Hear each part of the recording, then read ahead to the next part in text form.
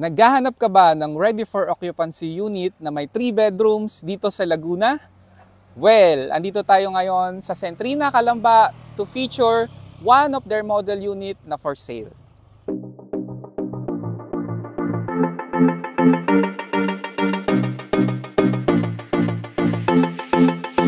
Hi guys, this is Anjo Aguilar, a licensed real estate broker, at kung bago kayo dito sa channel ko, kindly hit the subscribe button and click the notification bell para updated kayo every time na magre-release kami ng bagong house tours.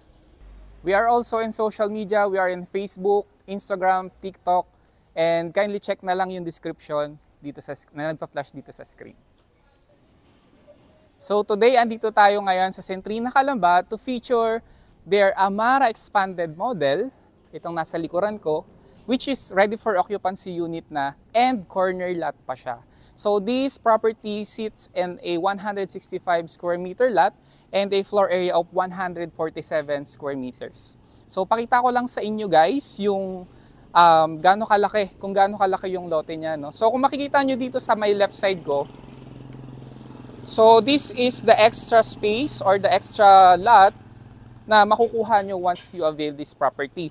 So approximately it has 50 square meters which is kasya pa ang depende sa layout na magiging parking nyo. So kung dito yung parking nyo, magiging 2-car garage siya, or kung dito naman, so kasya pa talaga. And pwede din kayong maggawa ng garden dito or magtayo ng maliit na kubo para pahingahan nyo, or pwede kayong magkape dito every hapon, di ba? So yan guys. So dito din naman, we have a covered parking, nakasya ang sedan or SUV.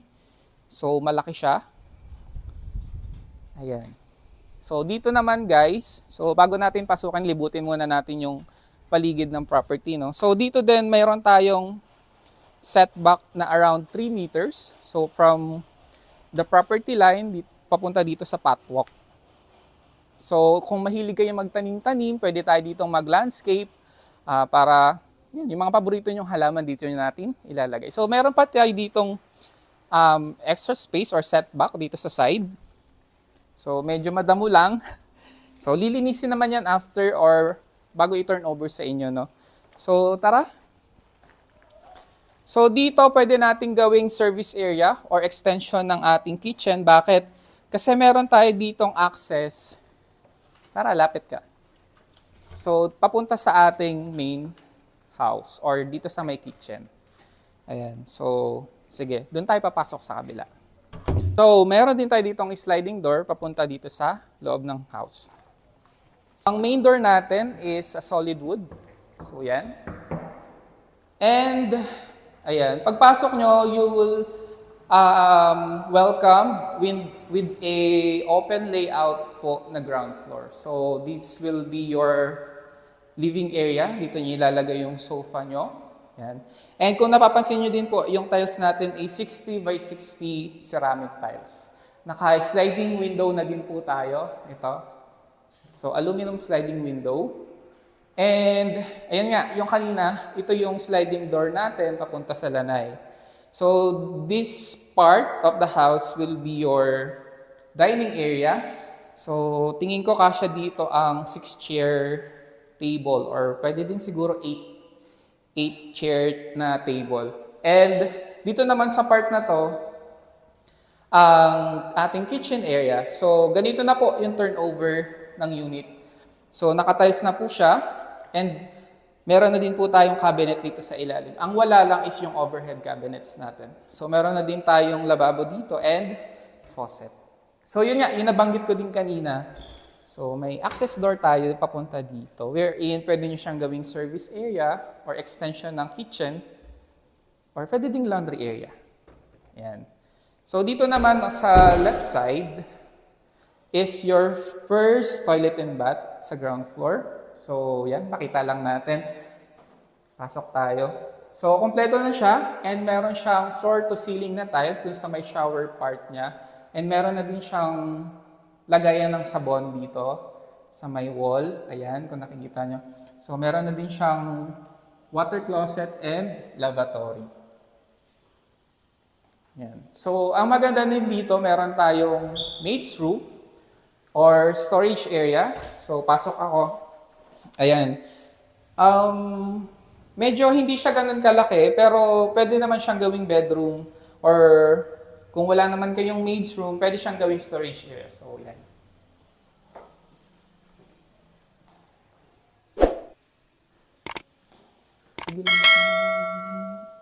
Ayan. So, this will be the ground floor. So, tara, taas tayo sa second floor. So, ang stair natin has a wood stairs. Then, meron tayong tubular na railings.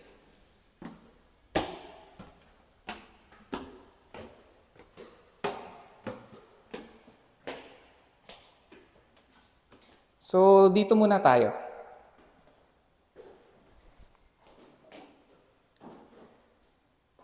Ayan, sa second floor, you'll have three na bedrooms. This will be the bedroom 1, which is approximately 6 to 7 square meters, no? And meron din siyang isang aluminum window and may provision na din for window type air condition unit. So dito din sa part na to ng room, may ample area para sa cabinet natin, no, na ipapagawa. So yan, approximate 1.5 meters siya. So dito naman yung second bedroom natin. So almost the same siya or malaki lang ng konti, mga around 8 square meters. So same lang din, meron tayong naka-ready na for window type aircon and may area din for cabinet. Diba? So kasya dito at saka dun sa kabilang room, siguro single bed para medyo mas may space tayo, or kung medyo malaki yung family nyo, pwede tayong mag double deck. Yan, pwede tayo sa may double deck dito. So next is itong second toilet and bath ng second floor. So almost the same lang siya dun sa first floor, no? So may floor to ceiling na tiles dito sa may shower area. May lagayan na din ng sabon. Then meron tayong water closet and lavatory. So kompleto naman siya. Next naman, ay by the way guys, yung flooring po natin is, so kung sa baba, 60 by 60 ceramic tiles. Dito naman sa second floor is naka-vinyl tiles na tayo. So ito naman yung ating master bedroom. So mas malaki siya, no, around 10 square meters, and ayan, meron na din siyang provision dito for window type aircon. Ayan, and ang kaibahan po ng master bedroom, meron siyang sariling toilet and bath. Ayan. So ito yung toilet and bath niya, no. So ito, so papalitan naman yan. Siguro nabasag lang. So papalitan naman yan ng developer once na ito turn over na sa inyo. And almost same lang din talaga sa ibang toilet and bath na napakita ko sa inyo kanina. Yan, may lagay ng sabon or ano ba tawag dito? Niche. May niche siya. And dito sa part na to, ayan, pakita lang natin. So rough yung ano niya, no, yung floor. Kasi ito, provision siya para sa cabinet or storage area ng mga linens or ng mga towels natin. So yan. So, bago ko ipakita itong ating balcony or yung deck, punta muna tayo sa attic. Yan. Tama yung narinig nyo guys, may attic itong ating Amara Expanded. And bihira ito sa mga units or sa mga houses na itinatayo po dito sa ating dito sa Pilipinas. So, ayan. Ito yung attic ng Amara Expanded. And guys, 5'9" ako, no? So, mataas yung floor to ceiling niya. And L-type siya na floor. So, pwede natin gawin dito, siguro family area, or pwedeng study area ng mga anak nyo, or ano pa ba? Receiving area kung may mga guest kayo, or movie theater. Nasa inyo na yung decision kung ano yung pwede nyo gawin. Or extra room kung sobrang dami talaga ng family nyo. So, ayan. So, nasa inyo na yung decision kung ano yung gagawin natin. Ayan. Pakita lang natin.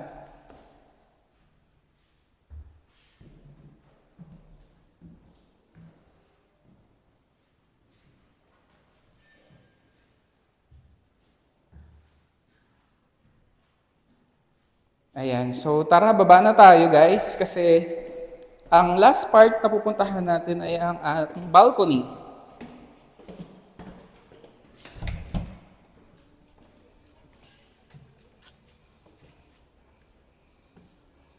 Ayan, this is the balcony of Amara Expanded. So approximately nasa 10 square meters siya, or I think mga 12 pa nga 12 to 15 square meters.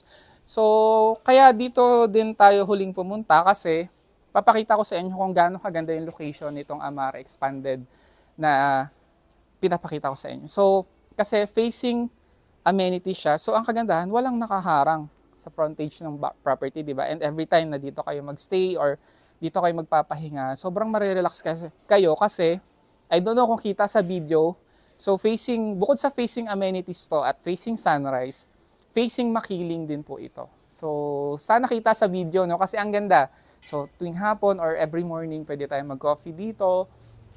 Tapos habang nagbumuni-muni, kitang-kita yung bundok ng Makiling. So guys, yun na yung ating Amara Expanded, no? So if gusto nyong makita ng personal itong unit na to, pwede tayo mag-schedule ng site viewing.